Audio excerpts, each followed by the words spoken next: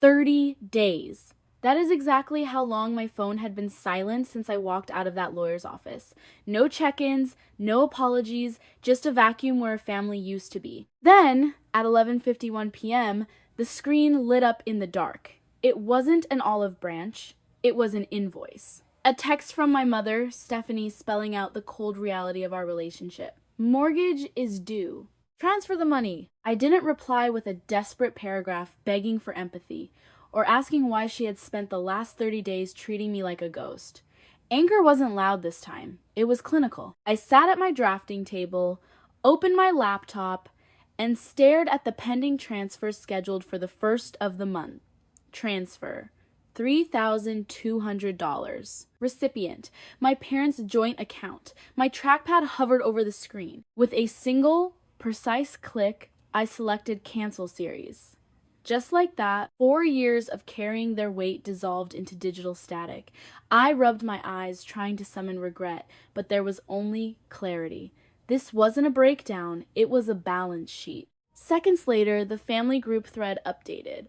My younger brother, Austin, hearted the original mortgage text, a lazy, unearned thumbs up to code my financial execution. He thought he was celebrating his final triumph. He had no idea I had just pulled the plug on his unearned future. To understand why a single click destroyed my family, you have to understand the cold economics of our household. I am a senior structural engineer. In my parents' world, my stability was never an asset to be celebrated.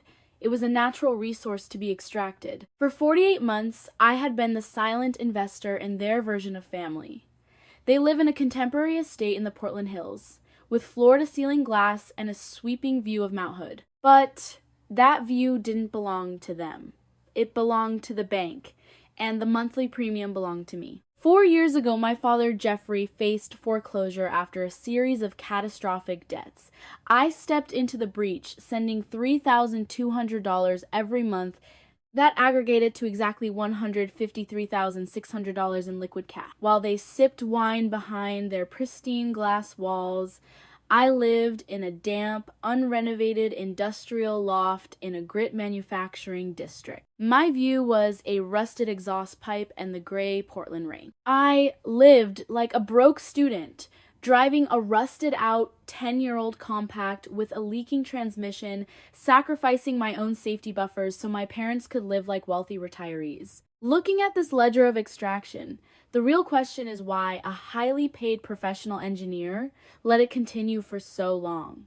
The truth is, I was caught in the invisible chains of a survivor. When you are systematically parentified as a child turned into an adult too early, your survival mechanism becomes usefulness. I had been deeply conditioned to believe that my only value lay in my utility. My compassion was a luxury they had overdrafted for years. I kept paying that monthly subscription fee because some broken part of me still believed that if I bought enough of their peace, I would finally earn an entry ticket into my own family structure. I thought if I carried the load perfectly, they would eventually love the load bearer. But the will reading 30 days ago had permanently shattered the illusion. The red ink had run out. This wasn't a relationship anymore. It was a bad contract. And any good structural engineer knows exactly what happens when you stop reinforcing a column that the owners have decided to demolish. You step out of the way, and you let gravity take its natural, destructive course. The air conditioning in Mr. Charles's legal office was set to a temperature I can only describe as aggressive. It smelled of lemon polish and old dust, a sterile environment where life-altering betrayal is delivered with a polite corporate smile. I sat smoothing the skirt of my dress, my feet throbbing after a 14-hour shift.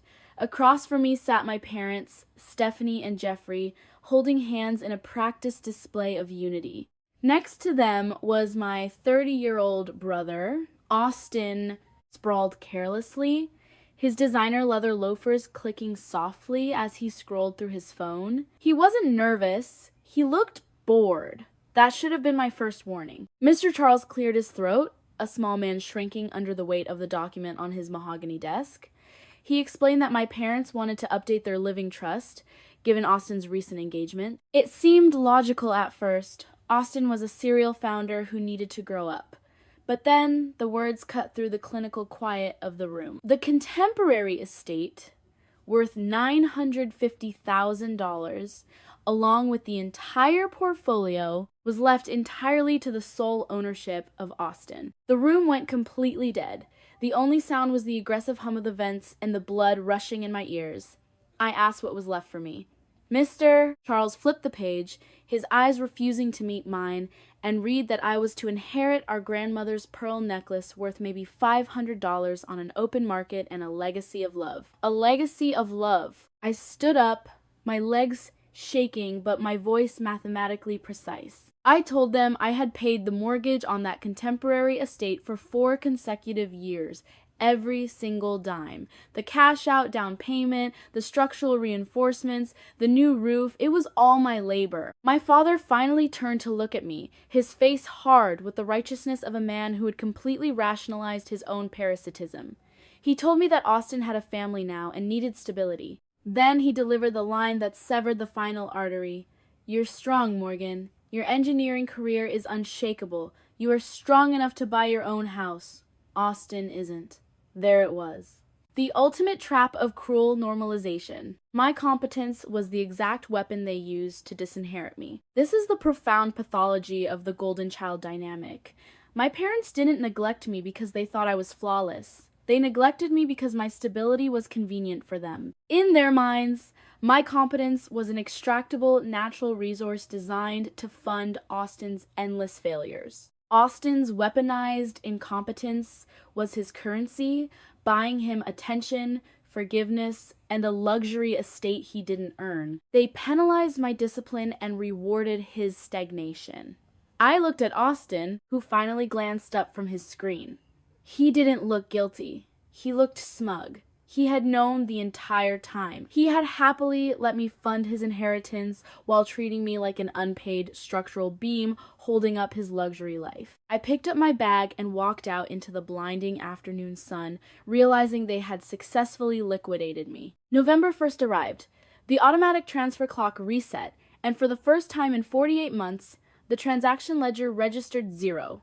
The systemic feedback loop was instantaneous. By midnight, my phone transitioned into an unstable asset, vibrating continuously against the drafting table. The emotional fallout was entirely predictable, executed with the frantic panic of an insolvent enterprise facing an immediate liquidity crisis. My mother, Stephanie, initiated the opening salvo. When I refused to answer her calls, she moved the extraction campaign to the public domain.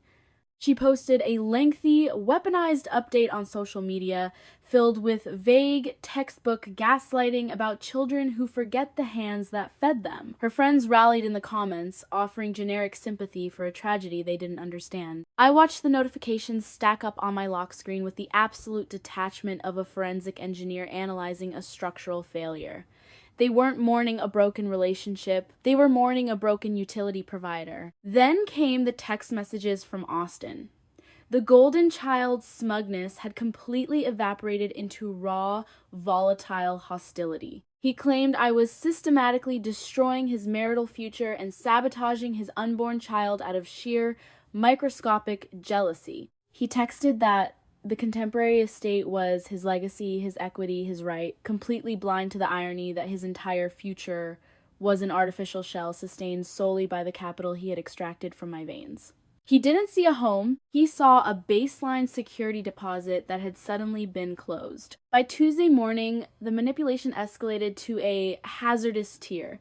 My mother left a series of toxic voicemails, her voice shaking with calculated desperation. She claimed my father, Jeffrey, had suffered a minor medical stroke brought on entirely by the financial volatility I had introduced into their lives. She explicitly blamed my boundaries for his physical deterioration, attempting to use his health as the ultimate lever to force a retroactive compliance loop. But the real boundary breach occurred at 2 p.m., when my office manager notified me that a woman was on the main line demanding to speak directly with human resources. My mother had actually called my engineering firm, attempting to poison my professional standing by telling corporate leadership that their senior structural engineer was executing a malicious blackmail campaign against her own dying father.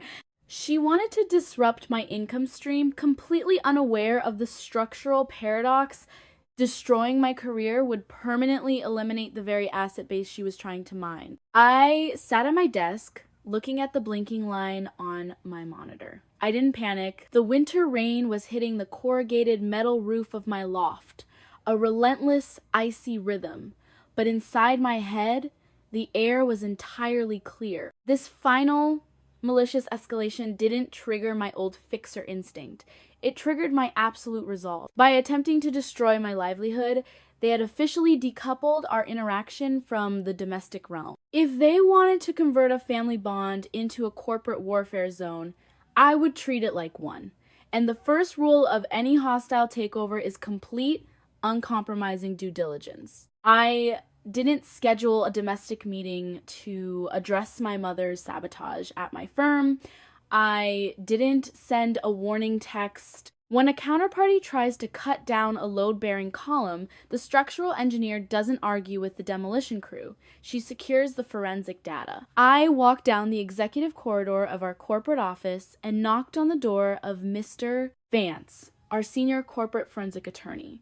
He was a clinical legal asset, a man whose entire career was dedicated to tracing the microscopic fractures in fraudulent infrastructure models. I laid the voicemail transcripts and the text threats on his glass desk. This wasn't a family dispute anymore. It was an unmitigated attack on my professional leverage, and I required a systematic audit. Mr. Vance didn't offer hollow platitudes or emotional sympathy. He adjusted his glasses, reviewed the harassment pipeline, and nodded with the icy precision of an actuary. He told me that when a family unit escalates with this level of irrational desperation, it usually means their own margins are entirely insolvent. The frantic noise my mother was generating wasn't just anger. It was smoke designed to conceal a catastrophic structural deficit.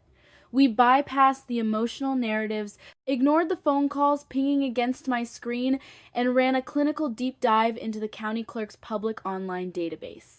We typed in 42 Evergreen Terrace. Public records don't gaslight you. They don't manipulate your memory or weaponize childhood guilt to rewrite the ledger. They just state the unyielding numbers. I watched the transactional history populate on the monitor, scrolling past the original deed from 20 years ago. Then my cursor stopped on an instrument filed exactly 14 months ago. It was a secondary deed of trust, executed by Stephanie and Jeffrey. The amount listed in black and white was $880,000. I stared at the digital file, computing the math in my head. The contemporary estate in Portland Hills was valued at $950,000 on its absolute best day. By extracting $880,000 in liquid cash, my parents had systematically cannibalized almost every single cent of equity built into the property.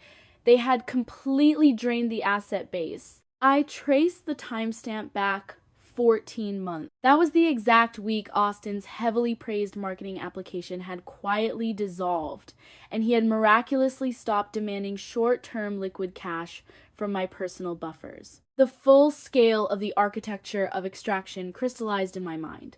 They hadn't just handed Austin a premium inheritance in that law office, they had handed him a hollowed-out concrete shell. For the last year, my $3,200 monthly baseline transfer hadn't been securing a legacy or building long-term equity for their retirement. It had been servicing the interest rates on an undisclosed bailout. They used my clean corporate labor to systematically bury the evidence of their golden child's financial ruin. They needed me to maintain the mortgage payments because they were entirely underwater, drowning in the compounding cost of their own enabling. Mr. Vance didn't stop at the public deed. He opened an encrypted fraud alert package sent directly to our firm by the bank's compliance division earlier that morning. Because my professional engineering seal was attached to the profile, the bank had flagged the cross-collateralized commercial lines of credit for our corporate review. The glare of the monitor reflected against his glasses, turning his eyes into two blank squares of light. Then his cursor froze. He pointed a clinical finger at a document dated 9 months ago. It was a corporate guarantee form for Austin's latest failed venture, a logistics shell company that had evaporated within 90 days. There, at the bottom of the baseline authorization form, was my name. Morgan Miller. Signed in crisp, blue digital ink, and right next to it, stamped cleanly into the electronic document, was an unauthorized, perfect replica of my official structural engineering seal. I stared at the screen, and the silence in the office became absolute, smelling of hot electronics and the faint, chemical scent of expensive carpet. I didn't scream. I didn't feel my chest contract. I just leaned closer to the monitor, analyzing the geometric lines of the signature. It was a flawless forgery executed with the practiced ease of a brother who had spent his entire life copying my homework and erasing his own bad marks. They hadn't just disinherited me in that lawyer's office. They had identity thefted my professional equity to secure a secondary line of credit for the golden child. They had weaponized my credentials, using my state license to shield Austin from his creditors, assuming the load-bearing child would keep paying the mortgage forever without ever auditing the foundation. "Did you authorize this?" Mr. Vance asked, his voice entirely flat, stripped of all domestic drama. I told him I had never seen the document in my life. A cold, sharp clarity settled into my bones. This wasn't a family dynamic anymore. It was an active crime scene. The attorney let out a dry, clinical chuckle, a sound that carried no humor, only the mathematical certainty of a trap snapping shut. He explained that by unlinking my personal bank accounts 30 days ago and canceling the automated mortgage transfers, I had unintentionally executed the kill shot. The sudden cessation of my $3,200 baseline deposits had tripped the bank's automated risk management protocols. Because the accounts were cross-collateralized, the system ran a mandatory security sweep on all secondary files attached to the debt profile. The signature mismatch on the commercial line of credit had already been flagged by their internal fraud division. The federal banking fraud investigation was already operational. It could not be recalled, paused, or negotiated by a weeping mother or an entitled father. I looked down at my hands on the glass desk. They were perfectly steady. The delicious, ironic symmetry of it washed over me. The inheritance Austin had smirked over in the lawyer's office, the grand prize he thought he had successfully extracted from my life, was nothing but a financial death trap. He didn't win an asset. He inherited an active grenade with a loose pin. The moment the bank formally accelerated the $880,000 loan due to the fraud detection, the entire contemporary estate would auto-destruct. They thought they had successfully drained my resources to insulate their favorite child, but by throwing me out of the contract, they had stripped away the only structural column keeping them out of federal prison. The banging on my door started at 7 o'clock on Saturday morning. Checking the peephole, I saw Stephanie and Austin. My mother was wringing her hands. Austin looked furious, wearing my father's vintage watch worth $500. Seeing it on his wrist made my stomach turn. It was a stolen status symbol on a man playing a role he couldn't afford. I unlocked the deadbolt but kept the chain engaged, creating a 3-inch gap. "Morgan," my mother gasped. "Let us in. The bank is threatening to foreclose." I looked at her cleanly. "I know. That happens when you miss a payment." Austin pushed his face into the gap. "You're putting Mom and Dad on the street?" "No," I said calmly. "You did that when you chose appearances over accountability." "We're family," my mother wailed.